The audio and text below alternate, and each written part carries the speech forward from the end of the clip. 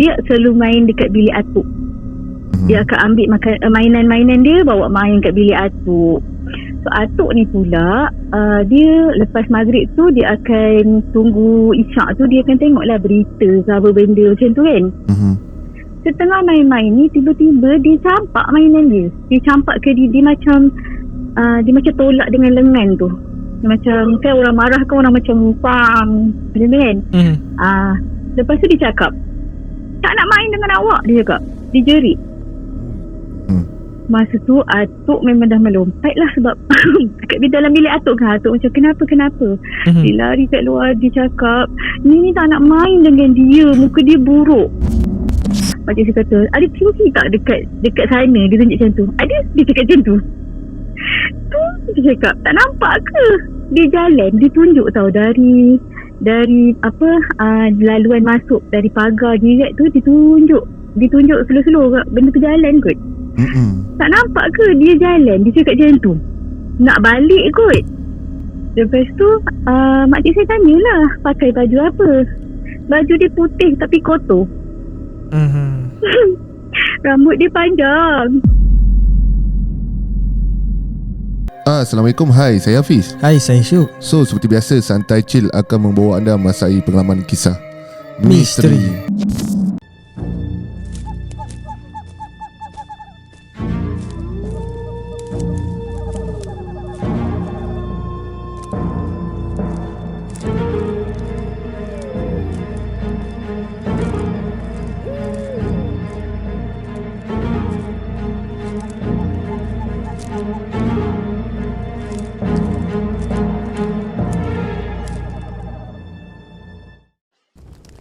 Bismillahirrahmanirrahim. Wa qur rabbi a'udzu bika min hamazatis syayatin wa a'udzu bika rabbi an yahdurun. Dan katakanlah, wahai Tuhanku, aku berlindung kepadamu dari hasutan syaitan-syaitan, dan aku berlindung kepadamu, wahai Tuhanku, supaya syaitan-syaitan itu tidak menghampiri. Okay guys, pada malam ini caller yang kata hangat dan isu netizen viewer Santai Chill. Ya, betul. Yelah, kalau antara caller banyak-banyak yang terkini ni, aku rasa ini yang paling aku tunggu-tunggu lah. Sebab satu, jalan cerita dia menarik kan. Kedua, ramai yang meninggalkan komen. Bukanlah komen yang tak elok, kita faham emosi kan, dengar cerita seram kadang. Tapi yelah, kita belajar pada kesilapan. Daripada percaya tak percaya pada percaya. Jadi kat sini perkongsian ni gunakanlah supaya kita sama-sama. Mungkin yang ada juga yang tengok tak percaya juga pada benda-benda gaib kan. Jadi mungkin boleh dijadikan iktibar.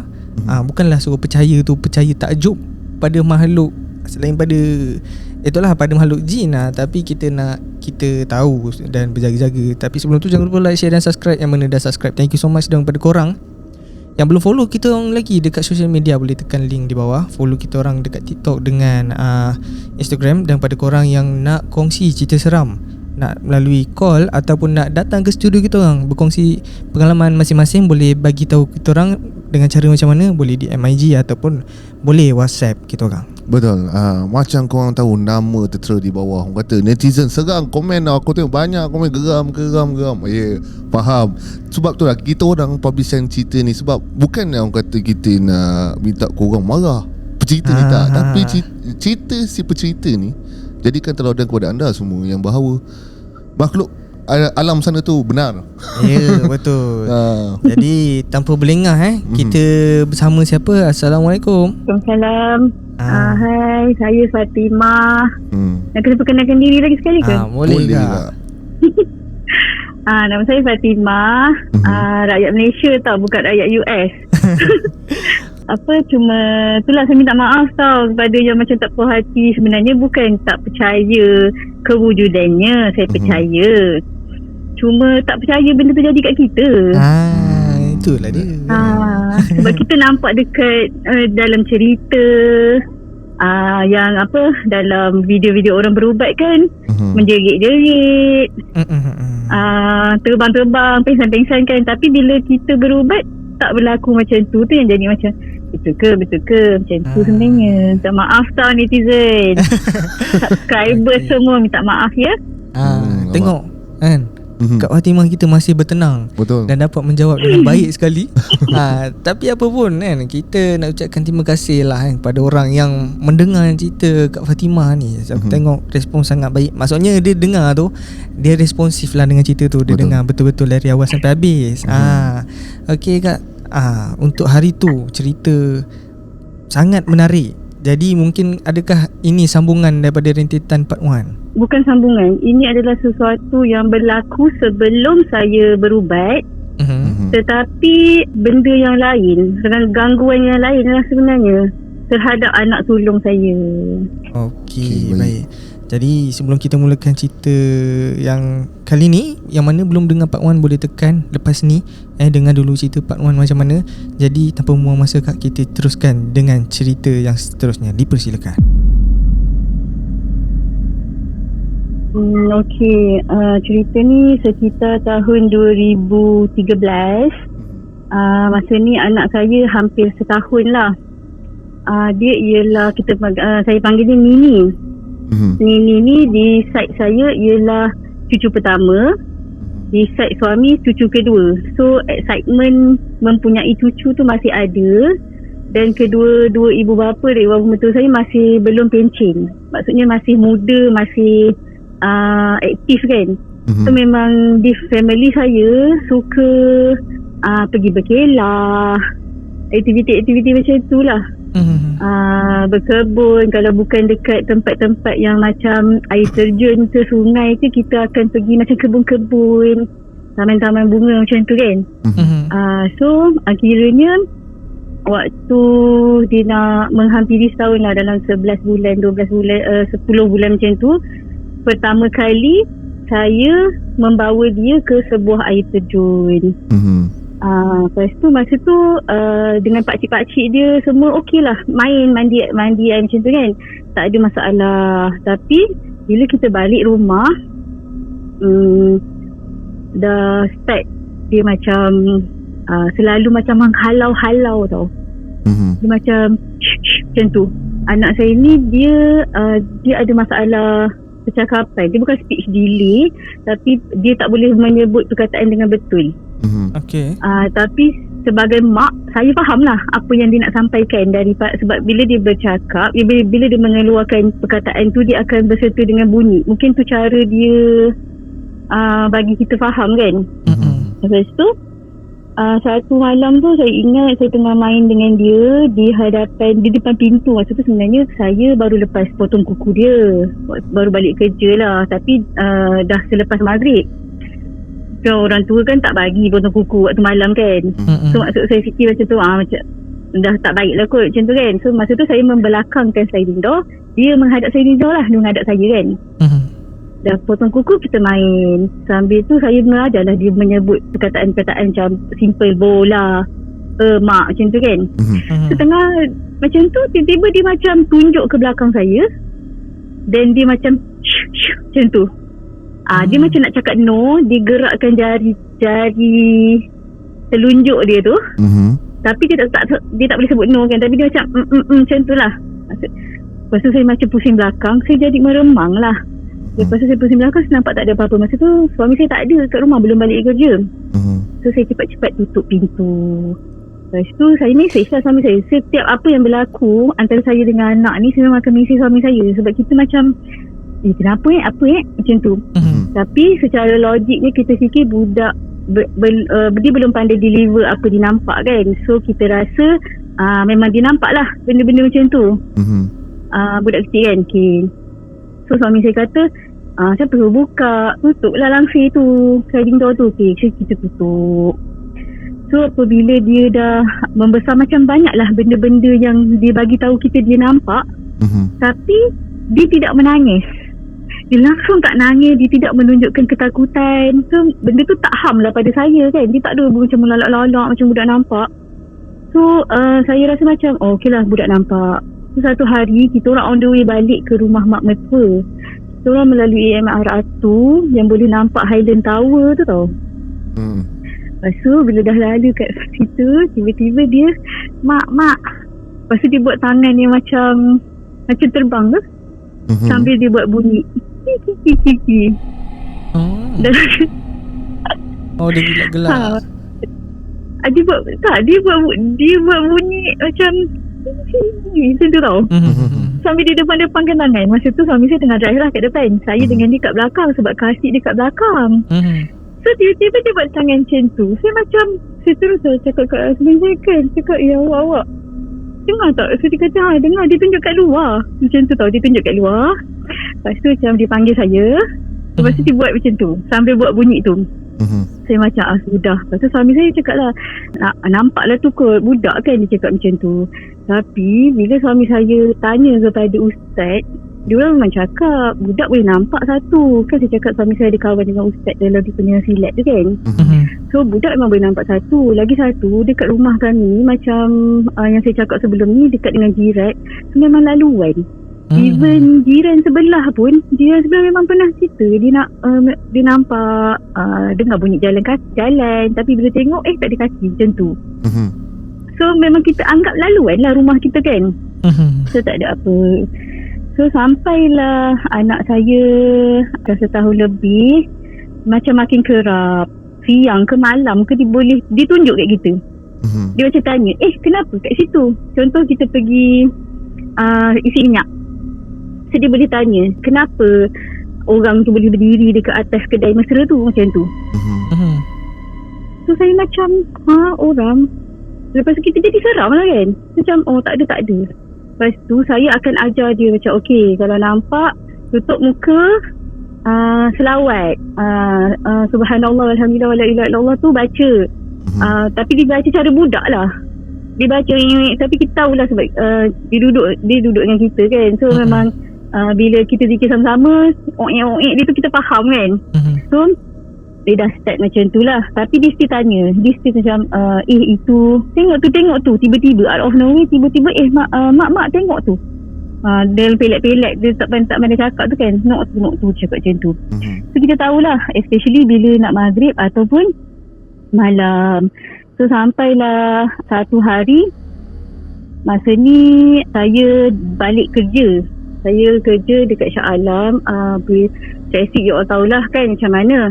So on the way balik tu memang dah sampai maghrib baru nak kadang-kadang tak sampai rumah lagi.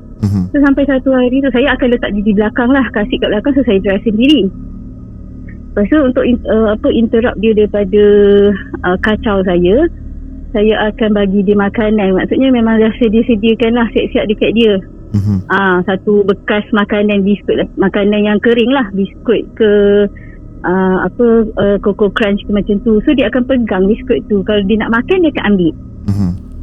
So satu hari tu dah nak maghrib dah ni, jam teruk, tak sampai-sampai, tiba-tiba dia marah. Dia dekat belakang tu, dia marah. No, dia kata tau, no, dia jerit, apa ni? Lepas tu tiba-tiba bekas makanan yang dia pegang tu jatuh. Dan dia marah.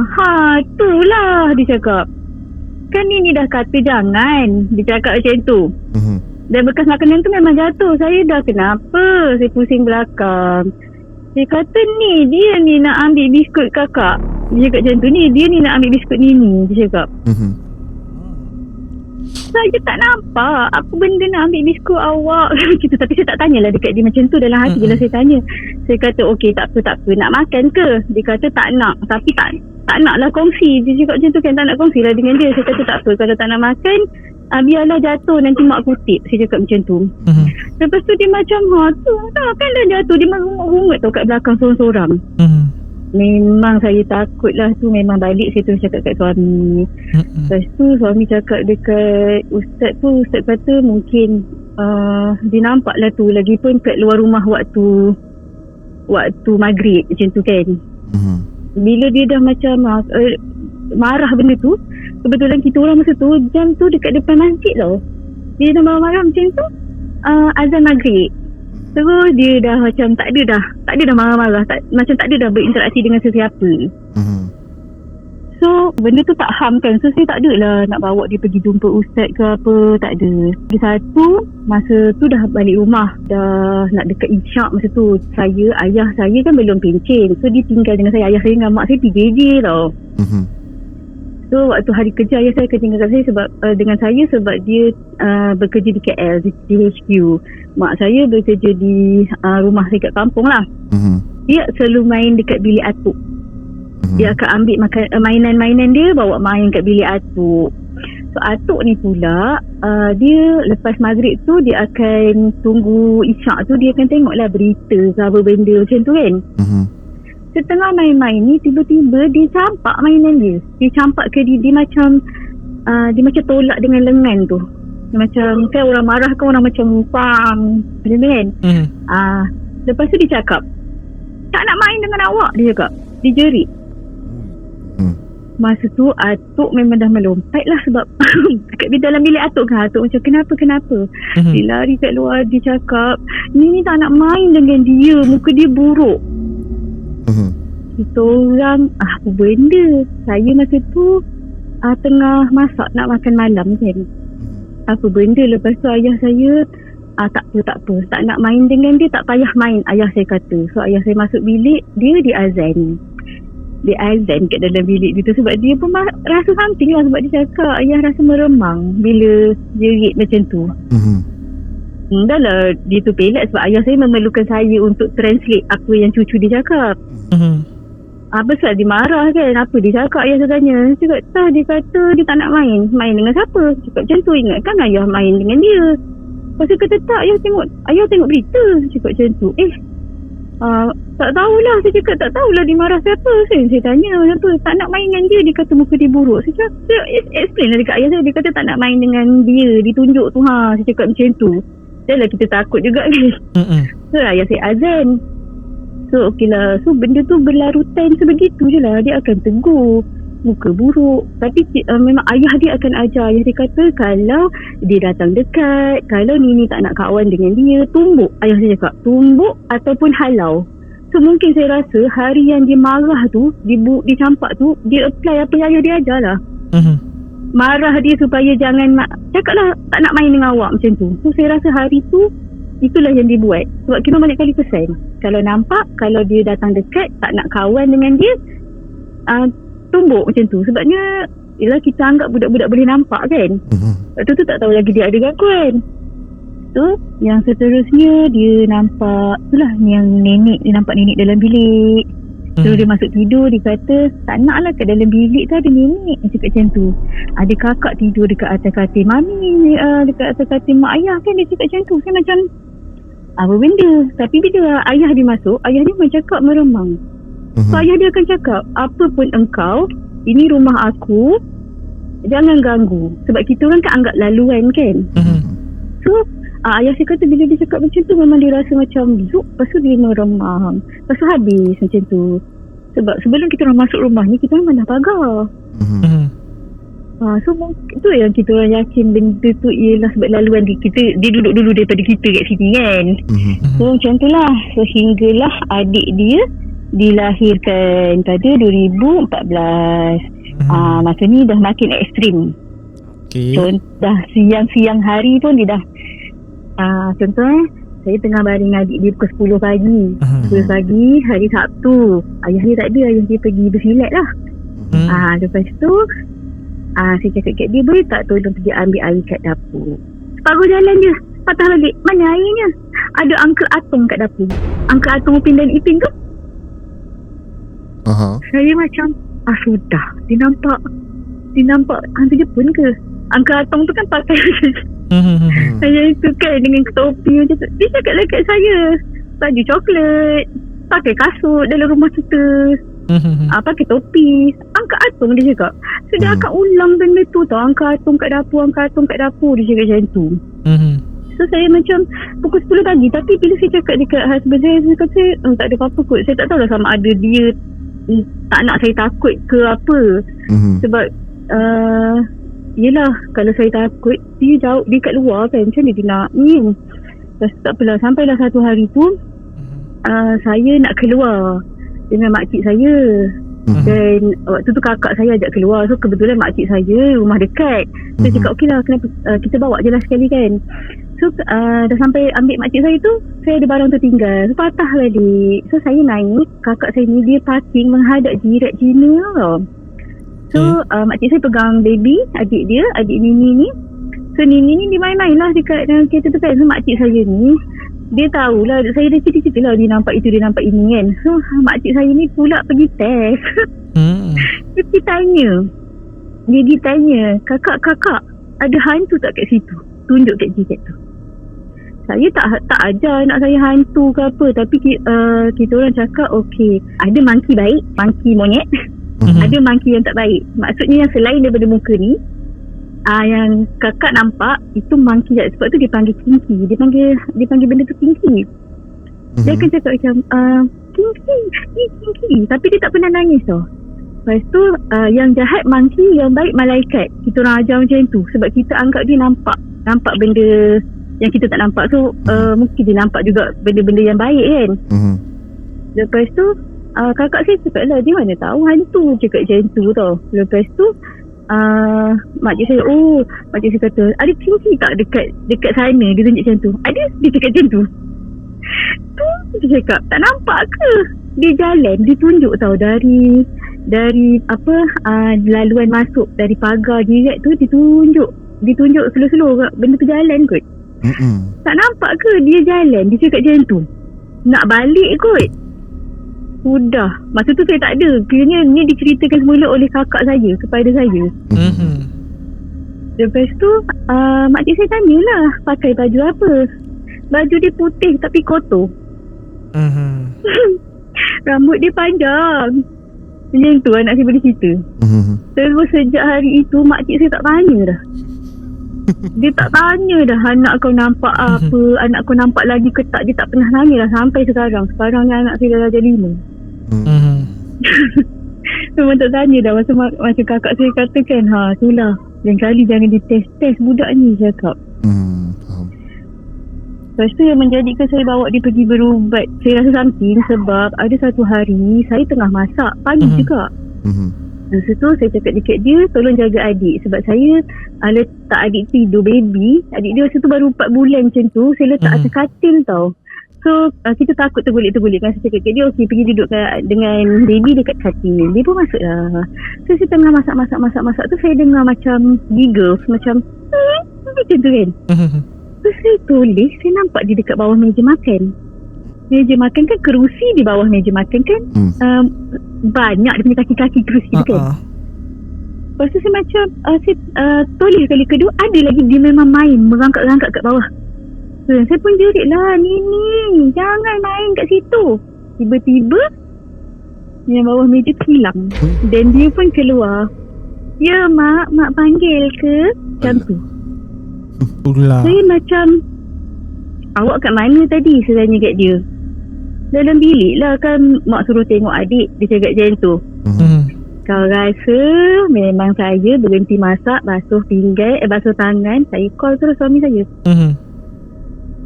Saya cakap, ni tak betul ni, saya kata. Sebab dia dah pandai menjelma. Cerita, dia dah pandai bagi tahu kat kita. Dia dah pandai bagi tahu kat kita. So takkan hijab dia masih terbuka. Saya cakap macam tu. Lagi satu, dia dah pandai merupa anak kita kat dalam rumah ni, saya cakap. Dia dah pandai menyerupai anak kita. Ni kan dia nampak benda-benda lain kan. So saya cakap, ini kalau betul ada gangguan, ni melampau, saya cakap. Sebab dia menyerupai anak saya. Lepas tu suami saya kata, okey tak apa, kita tunggulah. Dia kata nanti dia akan selesaikan lah. Lepas tu saya ni jenis tak sabar. Saya message mak, saya call mak saya. Saya cerita, mak sekian lah. Sebab mak saya dah memang tahu dia boleh nampak apa semua kan. Mak saya cerita, mak saya kata 2 malam sebelum tu memang dia ada mimpi. Dia kata dia mimpi dalam rumah dia ramai sangat budak-budak. Tapi dia tak kenal budak-budak baby, budak-budak bawah 2 tahun macam tu kan.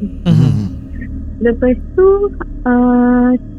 dia kata dia tak sedap hati sebab dia tahu bila ada mimpi, bila mimpi budak dalam mimpi tau, Dia tak sedap hati sebab dia kata dia tahu bila nampak budak ramai-ramai yang dia tak kenal, bukan cucu-cucu dia, ini adalah gangguan. So dia dalam mimpi tu dia pergi berjumpa dengan ustaz. Ustaz yang merawat saya, yang dibawa tu kan.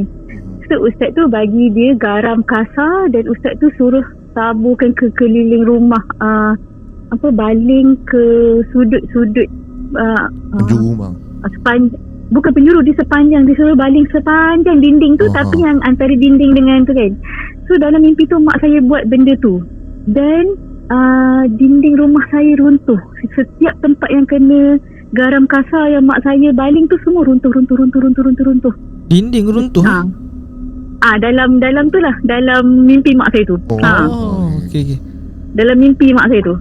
So dia, bila dia tersedar, dia macam apa benda kan, dia cakap. Lepas tu dia ceritalah kat saya, mungkin, dia kata mungkinlah anak cucu mak ada gangguan sekarang. Dia cakap macam tu sebab kebetulan kakak saya pun rupa-rupanya ada gangguan pada waktu tu lah. So mungkin sebagai mak dia ada firasat dia kan. So mungkin anak sebab anak perempuan, adik-adik saya perempuan 2 orang je. So mungkin sebab anak perempuan dia dua-dua tengah susah sekarang, mak saya dapat petunjuk macam tu. So mak saya kata okey, jom kita pergi jumpa perawat lah. Kebetulan mak saya punya sepupu rupa-rupanya ada buka pusat rawatan. Dia bukan ustaz. Dia macam bekas doktor. Doktor perubatan, dah pencen. Lepas tu dia belajar dan dia buka pusat rawatan Islam dekat rumah dia. So kira mak saya pun bawa, mula-mula disuruhlah ni buat kakak saya kan, rawat kakak saya. So kakak saya ni memang ada gangguan di tempat belajar lah. Maksud kakak saya belum kahwin lagi waktu tu. Dan kakak saya masih belajar. So dia ada gangguan di dia punya college lah. So dah selesai yang tu, dia pun tanya, dia tanya di pandang anak saya kan, dia cakap macam ni, masa kecil-kecil ada bawa ke pergi mana-mana, mandi sungai ke, air terjun ke, masuk hutan? Dia tanya macam tu tau. Dia terus tanya, saya tak cerita apa pun. Lepas tu saya cakap lah, ada, tapi sekali je, yang masa dia sebelum setahun tu kan, dalam 11 bulan 2 bulan tu. Lepas tu dia cakap, pasal anak ni kenapa, dia tanya. Saya pun ceritalah, nampak itu, nampak ini semua kan. Lepas tu dia cakap, Astaghfirullahalazim, kenapa baru sekarang cari ubat, dia cakap macam tu. Saya macam, kenapa? Dia kata budak ni ada benda ikut ni, sikit lagi nak sama tinggi dengan anak ni. Sama tinggi nanti dah betul-betul acuan dia tak boleh keluar dah. Saya terkejut lah. Saya macam, memanglah saya kata sebab dia cakap tau, ni dah 3-4 tahun agaknya dia cakap macam tu. Sebab memang anak saya kena setahun. Lepas tu waktu tu dia dah memang dekat 3-4 tahun, macam dah nak masuk 4 tahun kalau tak silap saya. Bukan, dah nak masuk 3 tahun. Dia kata sikit je lagi, dia kata dalam sejengkal, tak sampai sejengkal, sama tinggi dengan budak ni, dengan makhluk tu. Dia duduk terus kat badan anak ni, cakap macam tu. Lepas tu saya cakap lah, tapi anak saya tak pernah nangis. Adik dia pun tak pernah nangis. Maksudnya bila dia tunjuk kan, dia tunjuk, dia nampak itu, ini, luar rumah, dalam rumah. Baby ni pun tak pernah nangis tau. Lepas tu kiranya pakcik saya lah, sebab sepupu mak saya kan, pakcik tu cakap, memanglah, dia kata sebab anak ni nampak melalui mata benda ni. Melalui mata tu. Lepas tu tanyalah, benda apa? Dia kata, saya tak boleh nak cakap, macam budak perempuan, mungkin puteri kat tempat tu, puteri dekat tempat air terjun yang kita orang pergi tu. Dia suka dengan anak saya, dia ikut balik. Masalahnya dia bawa pet, dia bawa haiwan kesayangan 7 ekor. Aduh. So selama tu puteri tu dengan 7 ekor tu, badan kucing, muka babi. Duduk dengan kita orang lah kot. Astaghfirullahalazim. Tu cakap lah, yang saya bawa jumpa ni, saya kata sebab sekarang ni dah pandai merupa dengan Nini ni. Saya cakap, saya nampak bawah meja. Dia cakap macam tu. So dia kata sebab dia dah macam dah hampir-hampir sama besar. Dia dah boleh masuk. Dia boleh masuk macam tu. Dia boleh, dulu anak saya kecil, dia besar. Dulu anak saya kecil, dia besar. Lepas tu macam tak lama lagi anak saya akan besar dia. Faham, sama saiz. Faham tak? Sama saiz. So bila sama saiz, dia boleh masuk betul-betul, dia akan duduk terus. Dia cakap macam tu. Waktu tu saya astagfirullahalazim, nasib baik lah sempat. Lepas tu sejak berubat tu, lepas berubat tu macam biasalah, dia suruh mandi limau. Lepas tu kebetulan memang dia dah pandai selawat simple-simple macam tu kan, dan dah pandai baca Al-Fatihah. Dia suruh ajar macam saya guide lah anak saya baca. Alhamdulillah lepas tu tak ada dah. Tak ada dah nampak. Tak ada dah tunjuk kenapa dia duduk dekat atas kedai tu, macam ni dia boleh panjat atas tu. Tak ada dah nak tiba-tiba tekuk muka subhanallah walhamdulillah wala ilaha illallah, tak ada dah. Kalau tidak, kita orang macam sangat terganggu kalau tiba-tiba tengah memandu, tiba-tiba dia subhanallah walhamdulillah wala ilaha illallah tu kuat-kuat berulang-ulang kali sampai tutup muka. Kita jadi kan sampai kita tengah memandu, kadang tengah kadang-kadang kita tengah semayang pun dia duduk main kat sebelah, tiba-tiba subhanallah walhamdulillah wala ilaha illallah kuat-kuat. Sebab kita dah ajar macam tu, so kita tahu bila dia react macam tu, maksudnya dia nampak something. Ataupun bila dia jerit, tak nak main dengan awak, saya memang sangat takut. So itulah alhamdulillah, selepas berubat dengan pakcik tu, memang dah. Tapi sejak hari tu memang saya tak bawa dah anak-anak saya pergi sungai, air terjun masih tak bawa dah, hutan-hutan. Memang saya rasa paling hutan pun tu je lah, Taman Siwangsa yang orang buat jalan-jalan dekat itu je sampai sekarang. Sebab sekarang sebab dia ada adik-adik kemudian tu kan. Sekarang ni pun adik dia yang bongsu dah 6 tahun. Saya macam ragu-ragu lagi lah nak bawa. Macam takut benda berulang. Betul. Faham. Itulah kisah sini ni. Okey, baik. Panjang cerita dia, setengah jam cerita pasal anak. Apa nama Nini Nini nama Nini. Okey.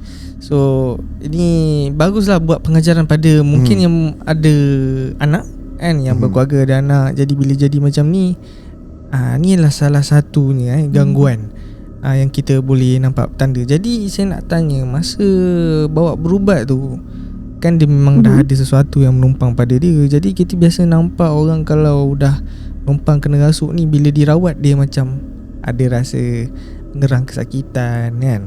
Macam ni nak baik pada berubat atau kena rasuk. Jadi masa proses merubat anak ni macam mana? Mudah je ke ataupun ada halangan ke beberapa kali jumpa?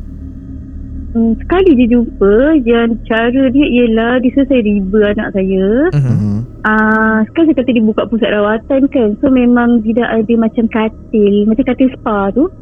So dekat pusat rawatan memang ada macam tu. So dia suruh saya duduk berluncur dekat situ, dekat atas katil tu, dan pegang anak menghadap kiblat lah.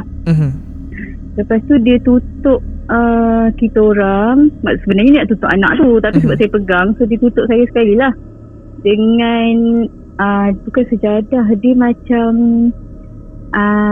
alas meja tapi gambar Kaabah yang ada ayat-ayat Quran dekat sekeliling dia tu. Biasa orang buat hiasan dinding kot.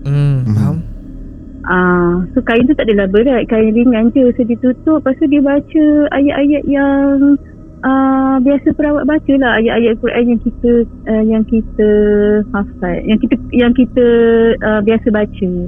Bukanlah saya cakap saya ni hafal Quran ke tahu semua ni ke, tak. Tapi memang alhamdulillah apa yang dia baca tu memang ayat Quran yang betul lah. Bukan jampi maksud saya. So alhamdulillah kakak saya pun berawat dengan dia okey, anak saya pun okey. Baik. Dan masa yang kakak bawa Nini pergi ke air terjun tu, pada umur berapa sebenarnya usia dia masa tu? saya rasa dalam 10-11 tahun. Dia belum setahun lagi. Belum setahun. Okey. Itulah. Apa pun sebelum tu peringatan kepada anda semua. Aku tahu netizen ni dia akan komen, "Itulah dah 3 tahun baru nak berubat." Dia cerita dia macam ni. Setiap orang ujian dia macam ni. Dan ini dah kata garam. Kau makan garam ni. Ini garam dia. Dia dah bagi kat kau. Kau ambil iktibar. Janganlah kau komen, "Itulah kau." Wah. Benda first time kan, tak pernah tahu. Lagi satu nanti orang cakap ni pula, dah tahu anak tu kecil, bawa pergi mandi terjun. Lah, kadang-kadang kita kena faham situasi tau. Kita tak ada kat tempat orang. Jadi kadang kita terfikir juga kan, siapa nak jaga anak ni. Jadi kita pula mungkin rasa selamat je lah kot dengan kita. Jadi yang penting ambil iktibar sudah lah. Betul. Kan? Jadi sekarang ni pun semuanya dah beransur pulih, tak ada apa yang jadi. Ke ada cerita lagi? Ada. Ada. Tapi macam biasa habis kan? Komen part 3. Komen part 3 macam biasa. Dan apa pun cerita kali ni bagi aku, dia sebenarnya memang banyak benda. Orang kata budak-budak kecil ni, macam kita tahu kan, selalunya mak ayah macam ni. Mak aku sendiri kan, kalau cucu baru lahir keluar malam-malam, maksudnya mak ayah bawa keluar pergi makan pun, mak aku tengking, "Kau buat apa bawa anak keluar pergi makan ni? Duduk rumah." Malam-malam pun tak lagi keluar, walaupun lepas maghrib kan. Lepas maghrib lah, masa aku tu waktu isyak kan, tak lagi keluar mak ayah aku lah kan. Sebab benda-benda macam ni lah, kita tak nak usia yang kata bayi yang baru kata muda lagi, kecil lagi, tak terdedah dengan benda-benda macam ni. So benda ni bagi aku pengajaran untuk orang semua. Jangan kecam je, ambil pengajaran. Kecam jangan. Lepas tu bukanlah di tempat seperti air terjun, hutan saja, atau imam di luar rumah pun waktu maghrib kan. Jangan. Nak dah maghrib ke lepas maghrib ke, kalau boleh biar duduk dalam rumah je lah. Okay, baik. So terima kasih Kak Fatimah kerana sudi satu cerita yang menarik, banyak pengajaran. Jadi terima kasih juga kepada yang menonton dari awal sampai habis. Maksudnya ramai suka dengan cerita akak ni, ramai yang respon. Jadi mungkin akak ada sepatah dua kata sebelum kita postpone dulu part 3 tu kan. Apa ada tak pesanan nak disampaikan pada para pendengar Santai Chill? Pesanan saya terutama untuk yang bakal jadi ayah, mak macam Syuk kan. Baru Syuk. Terima kasih. Dia sebenarnya memanglah budak-budak memang boleh nampak awal-awal hijab terbuka, orang kata kan. Tapi kita kena macam bila benda tu dah teruk sangat, lagi dah mana bagi tahu pun masih nampak. So mungkinlah kita kena buat something kot. Lambat atau cepat jangan kira. Betul. Sebab hati kita Allah yang pegang. Kadang-kadang Allah nak benda tu kita lakukan cepatlah. Kalau Allah nak kita uji kita panjang sikit, dia bagi panjang sikit. Masa kan mungkin macam contoh cerita saya, sebelum anak tu sama besar dengan makhluk tu, orang lain yang tidak disampaikan kepada Santai Chill, mungkin anak dia dah memang teruk sangat, baru dia terbuka hati untuk pergi berubat. So macam yang penting ikut insting mak. Biasanya insting mak tu paling kuat. Betul. Kalau rasa yang something teruk sangat, teruslah buat apa yang patut. Itu sahaja. Jadi pada keluarga di luar sana, pantau anak-anak pantau anak-anak. Dan kalau rasa ada simptom-simptom ni pada anak korang, dah boleh rujuk dah pada ustaz-ustaz supaya kita dapat mengambil langkah awal. Kan. Jadi entah apalah cerita di part 3 kan. Jadi sebelum kita nak release part 3, jangan lupa komen dulu dekat bawah kan. Dah banyak beratur komen, baru kita request Kak Fatimah part 3. Alright. Okay, baik. Jadi jangan lupa like, share dan subscribe. Yang mana dah subscribe, thank you so much. Jumpa di next video. Assalamualaikum. Bye-bye.